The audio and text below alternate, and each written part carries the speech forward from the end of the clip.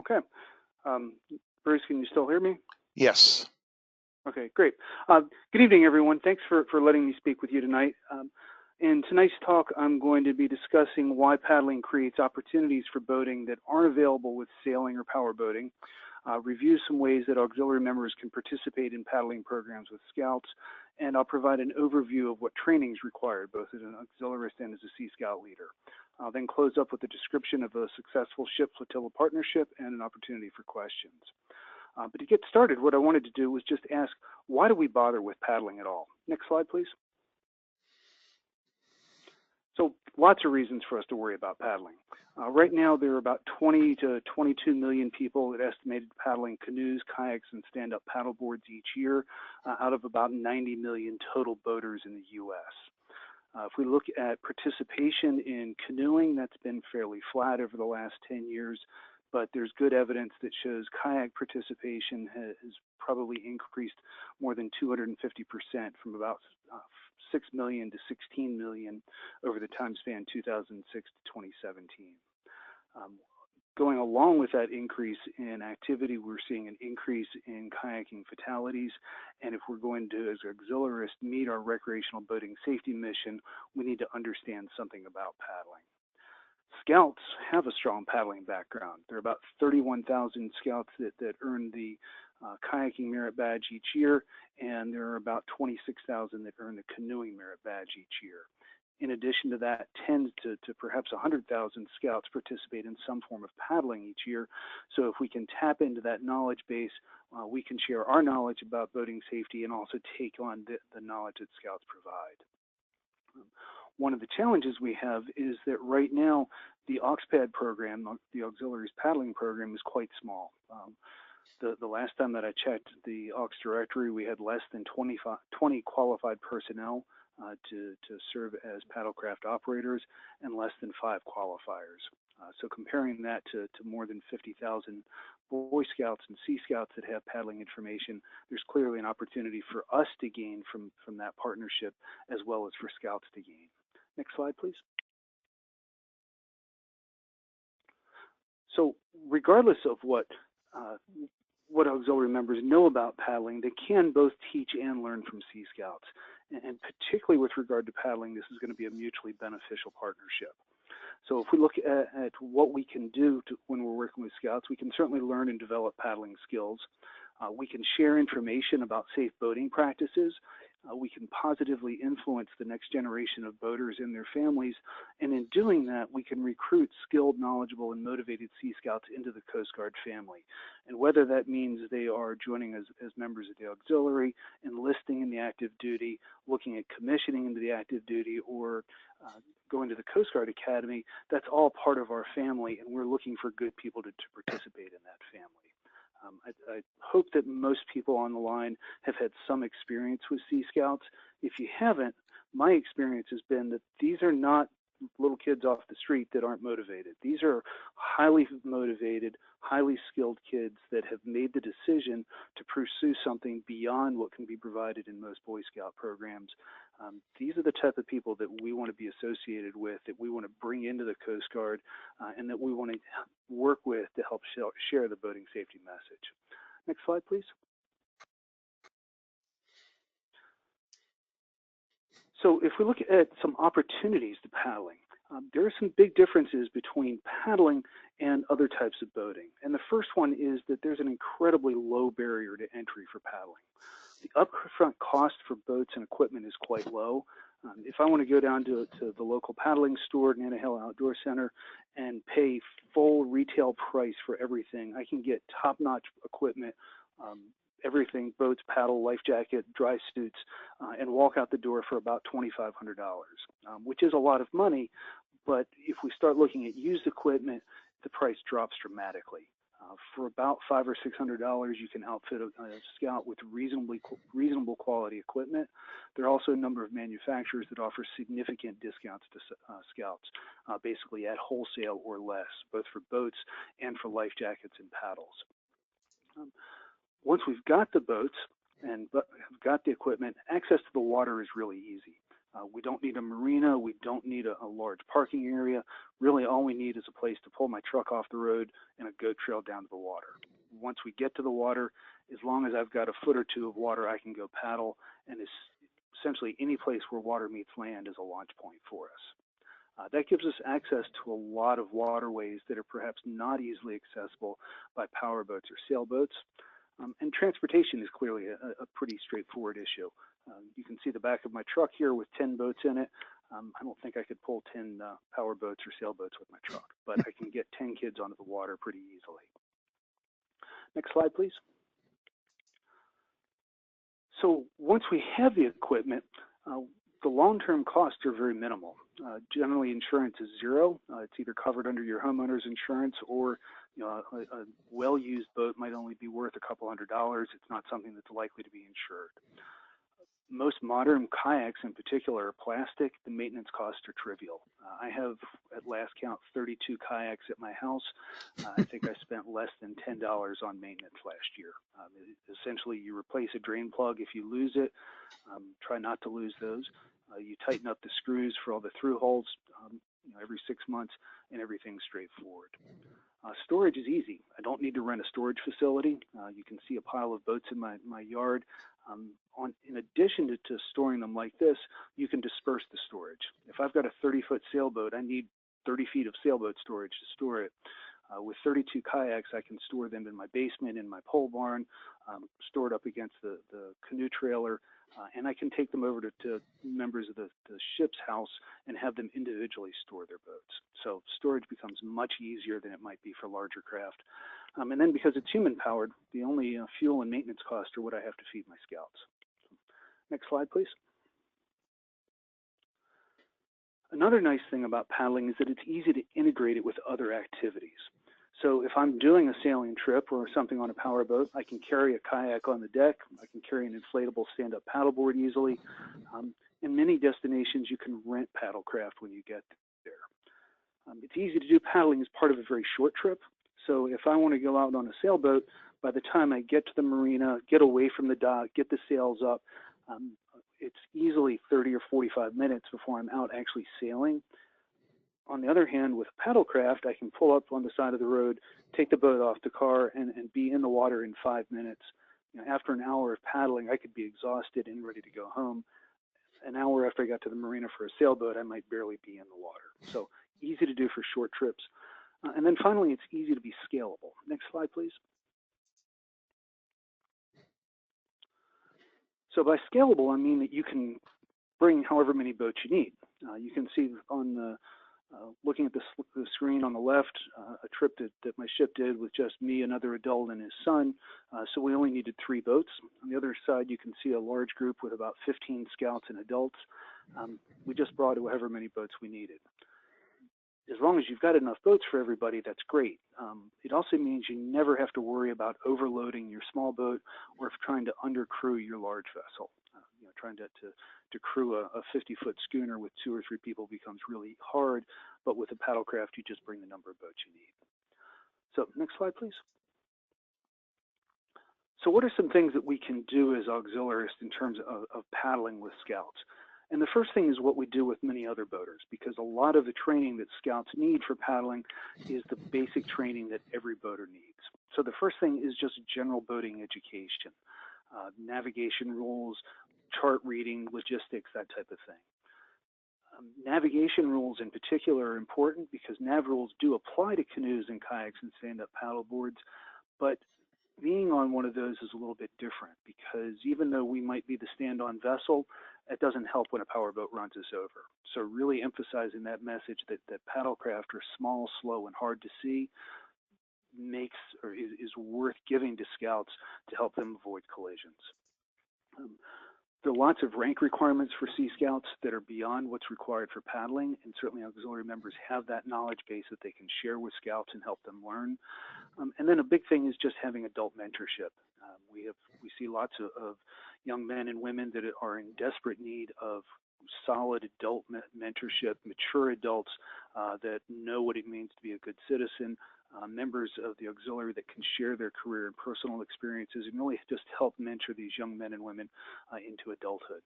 It's a great thing for auxiliaries to do, whether or not you ever get into a canoe or a kayak. Next slide, please. Auxiliaries can also support on-water paddling activities without ever getting into a canoe or a kayak. So providing an escort boat for paddling trips, just having a safety vessel around for a long trip in case someone is tired, needs a break, or gets injured.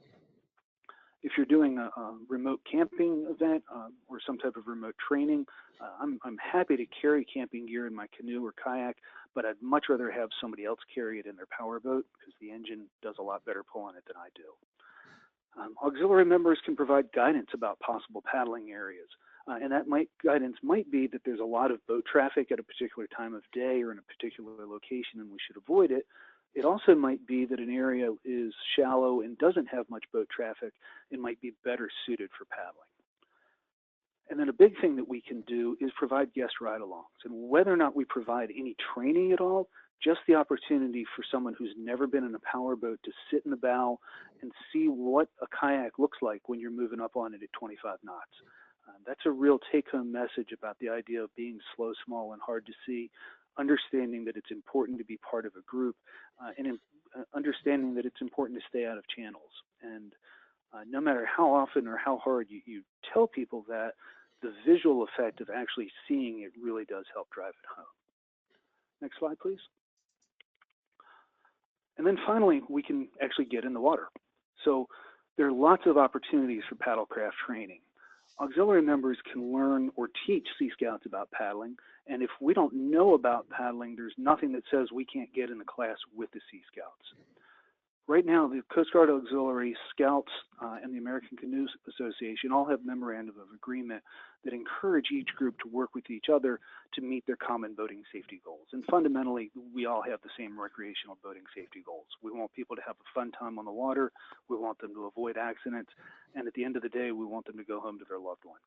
So if we look at the auxiliaries paddling program, AUXPAD, that actually requires ACA training for their paddling programs. Scouts don't require it, but they strongly encourage it, and they make active use of ACA, American Canoe Association programs, in their curriculum. So auxiliary members and Sea Scouts can work with ACA instructors and ACA-sponsored clubs to learn paddling skills and participate in paddling trips. Something that's important for anybody that is AUXPAD qualified, right now the AUXPAD SOP states that AUXPAD qualifiers and participants, operators rather, are limited in who they can train. We're only allowed to train auxiliary members, but that doesn't mean that we can't take off our auxiliary hat, put on a Sea Scout hat, and provide that knowledge. Because just because we take off a uniform, that doesn't mean we lose the knowledge that we have. So, next slide, please. So that brings us to which hat to wear. And there are times where it doesn't really matter, and there are times where it might be easier to wear one or another. As an auxiliary member, we do a lot of classroom shoreside training, and it's certainly easier for us to continue doing that. If we want to do on-water training for paddling as an auxiliary member, we have to be an AUXPAD qualifier, we have to have orders, and we're limited to kayaks. On the other hand, as a Sea Scout, we can do shoreside or on-water training. We can use any type of paddlecraft, and we're not required to have orders. So that suggests that doing the on-water training, it's actually easier to do as a Sea Scout than as an auxiliarist. But again, we can have auxiliary members participate in that training. They're just not going to be under orders to do it. We do have some required training. Auxiliary members working with Scouts are required to have youth protection training.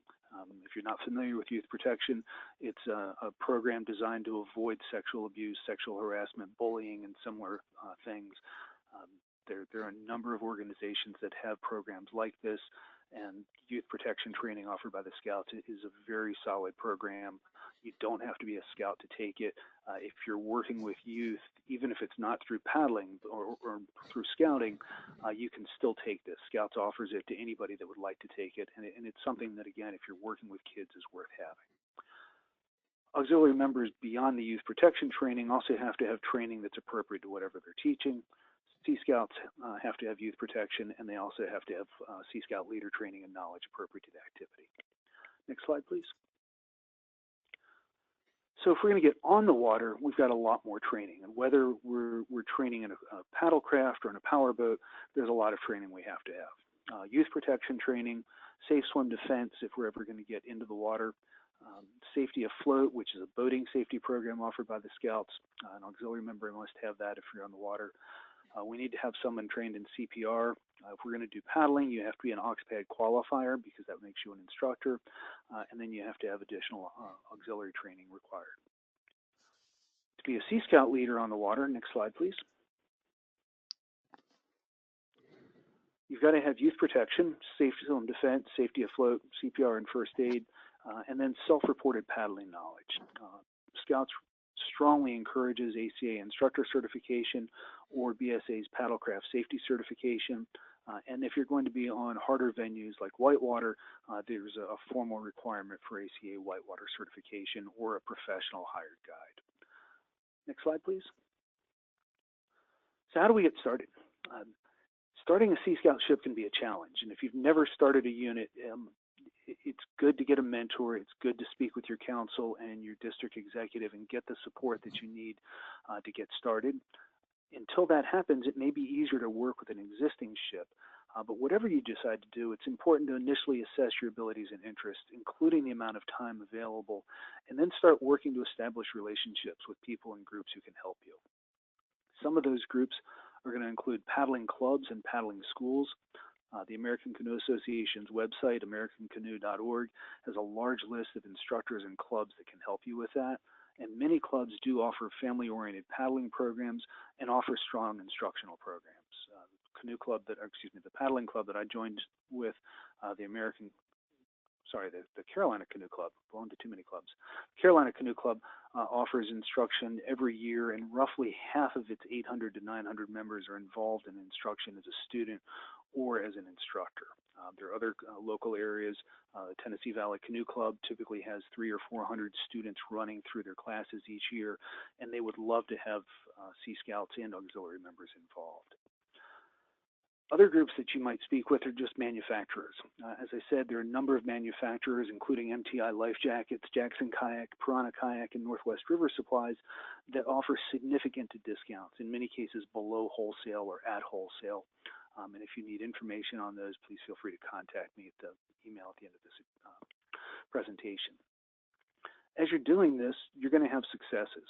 And my encouragement is to look at where things are working with your Scouts, where things are working with the partnerships that you establish, and build on those. Because there are lots of people that are paddling right now. There are lots of people that would love to have Scouts involved and auxiliary members involved, and help develop those relationships, because solid paddling clubs don't want their members to die either. The paddling clubs, the national organizations, individual instructors, we all have that same message of having a safe, fun boating trip. Next slide, please. So an example of something that's worked. The flotilla that I belong to, Flotilla 23 in Northeast Georgia, is based on a large lake, Lake Chattooga, that straddles the North Carolina-Georgia border.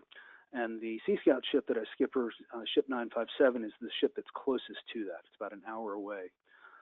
Last year, the flotilla provided some on-water powerboat training, gave a number of the Scouts an opportunity to take the helm, to serve as bow watch, to do some anchoring and man overboard drills. Those are required as part of Sea Scout advancements, but they're also just great skills for the Scouts to have. And since our ship does not own a powerboat, it was a rare opportunity to get the kids on the water doing something different.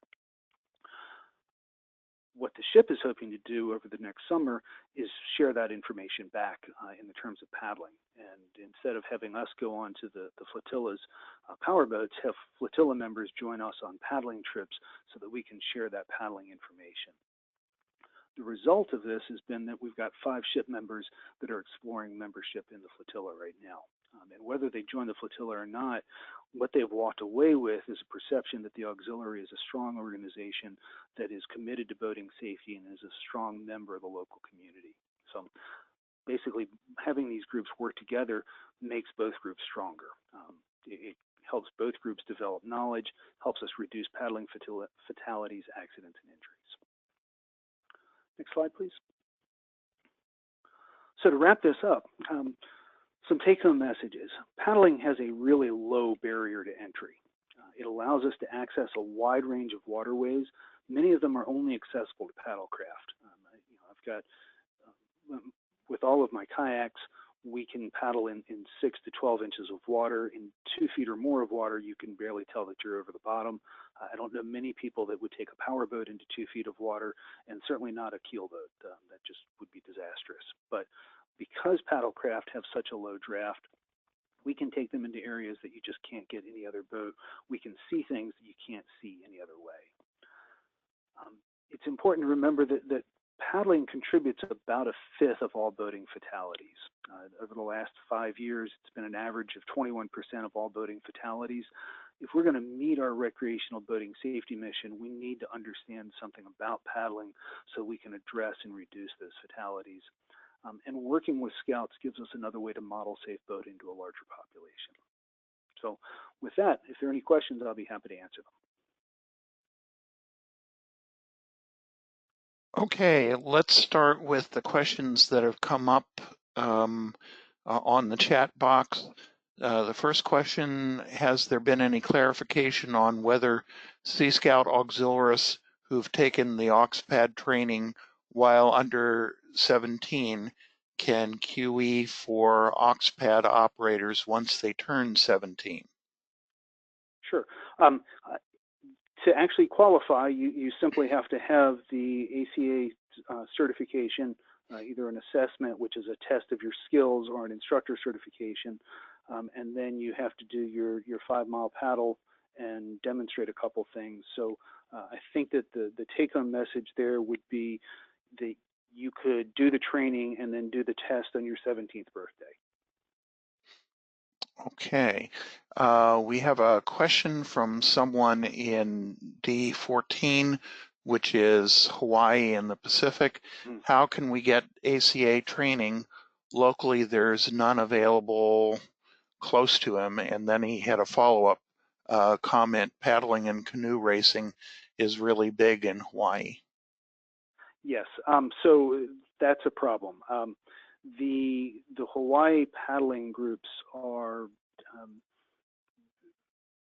they have chosen to not be strongly affiliated with ACA, so there is not much ACA training there. Let me see what I can do about fixing that and get you some information about how to bring instructors in. Okay. And yes, paddling and canoe racing is huge out there.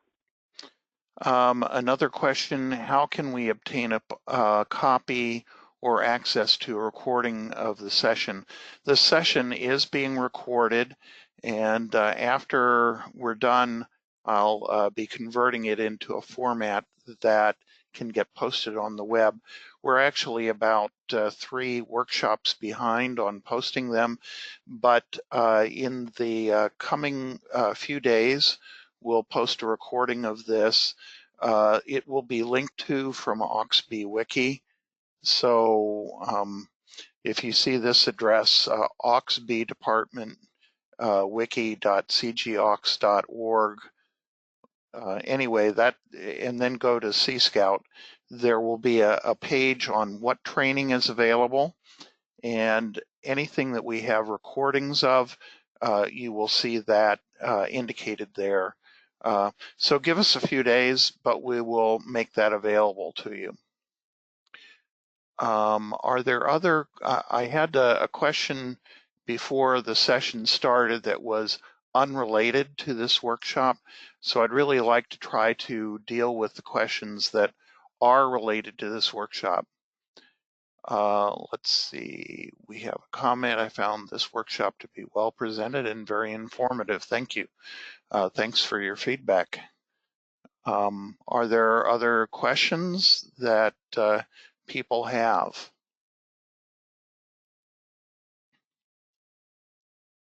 While you're thinking that over, our next workshop is 2 weeks from tonight, and I'm sorry, I need to just double check to see what the topic is.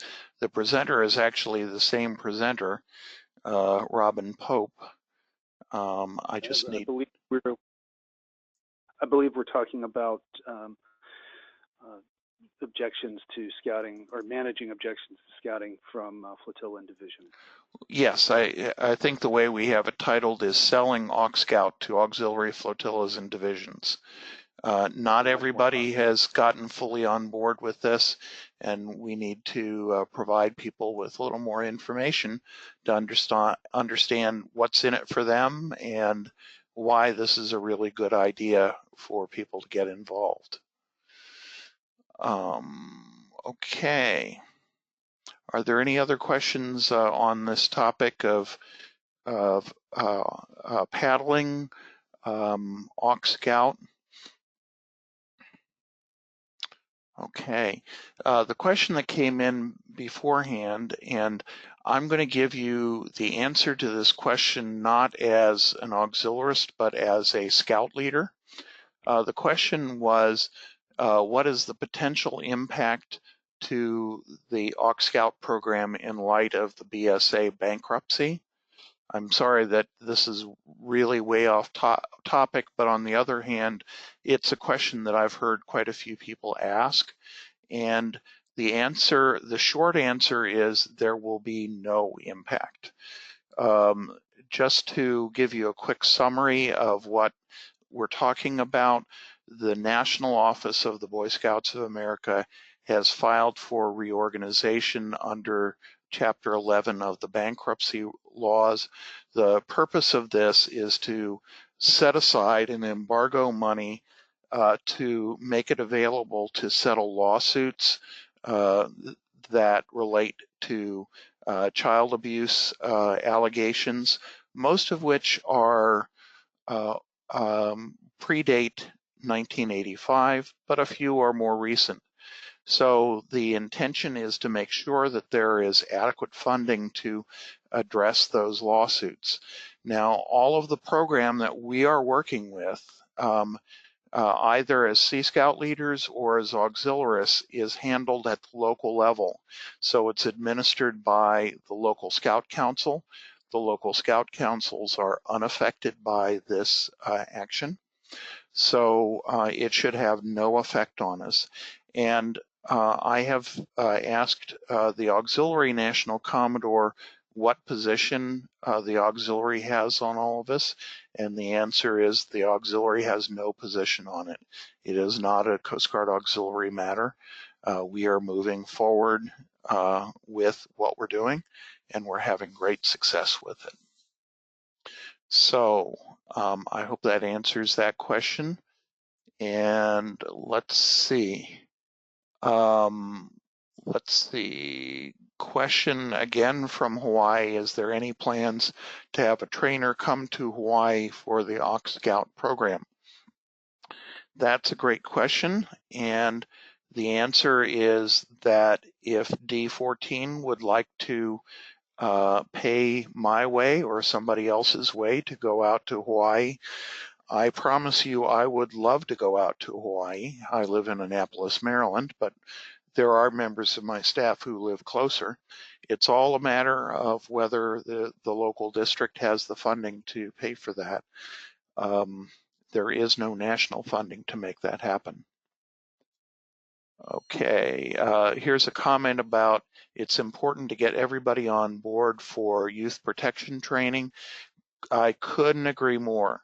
The Coast Guard and the Coast Guard Auxiliary are really emphatic that any auxiliarists who are working with Sea Scouts regularly, and the definition of regularly is more than once a year, needs to take youth protection training. Now, this does not include things like a Sea Scout visiting a local flotilla, or Sea Scouts participating in a public education class that's open to the public. For situations like that, you're not required to take youth protection training, but just about everything else requires it. It takes about an hour and a half to complete.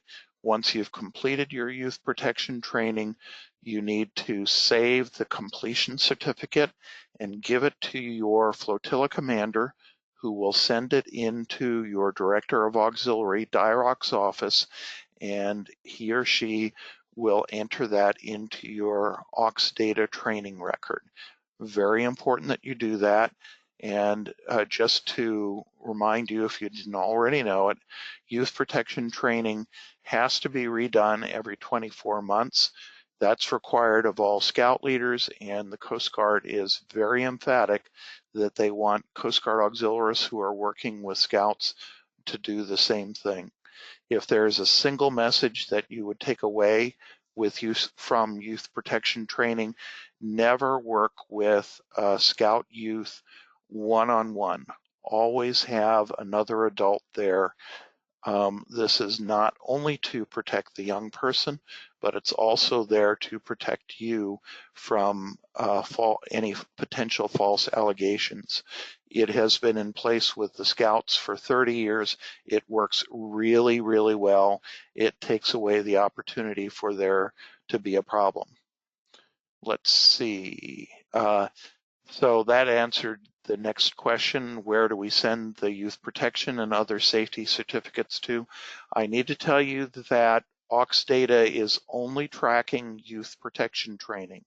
So what I would suggest you do if you complete safety afloat or safe swim defense or any of the other BSA training, you should share a copy of that with your flotilla commander, but your flotilla commander won't be able to send it into DIROX because there is no place in AUX data to record that information. Okay, getting back to the gentleman who asked about sending me to Hawaii. He has lots of free coconuts, and that's very tempting, but that won't get me to Honolulu. So, are there any other? Let's see. Recommend all training forms be sent to the FSOMT. That's a good idea. Let your FSOMT know that you've completed this training. And indeed, it's important for your flotilla commander to know this as well, because if you take Sea Scouts out on a training patrol, the requirement is not just for youth protection training, but also safety afloat. So your flotilla commander is going to want to know that that training has been completed. Okay, there's a question. Youth protection training seems to require a BSA password. Yes, but you set that up yourself. You do not have to be a BSA member to take that training. And I'm pretty sure on the main page where you log into that area, you can set up an account for yourself. If you have any trouble doing that, there is a link for getting user help to do that. And the reports I've gotten from auxiliarists who've gotten confused is that BSA's user help has actually been very responsive. So there shouldn't be a problem with your taking that training. As I say, YPT takes about an hour and a half. Safety afloat is about a 30-minute course. Safe swim defense is also about a 30-minute course. And if you take the Sea Scout Adult Leader Basic Training course, that's about 4 hours, but it has, I think, 8 modules that are about 30 minutes each. So you don't have to carve out a 4-hour time period all at once. You can do it just in bits and pieces as the time allows you to. So are there other questions about paddling Sea Scouts or how to send Bruce Johnson to Hawaii?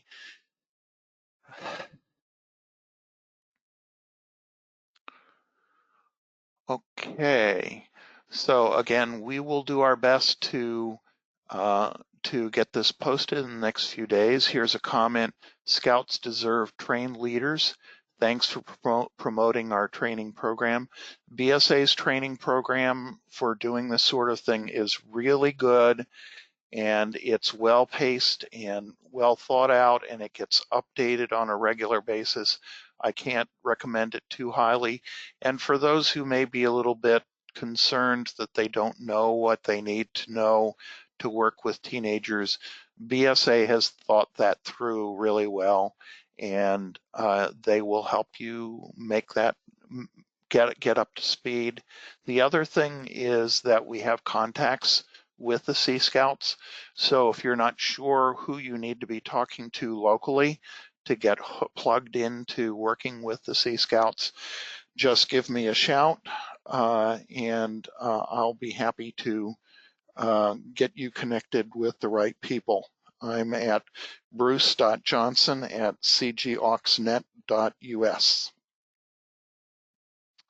So, okay. So thanks so much for joining us this evening. I hope you will join us in 2 weeks for our next workshop, and check back on the training page on AuxB Wiki, and we'll get it posted as quick as we can. Thanks so much, and good night, everybody.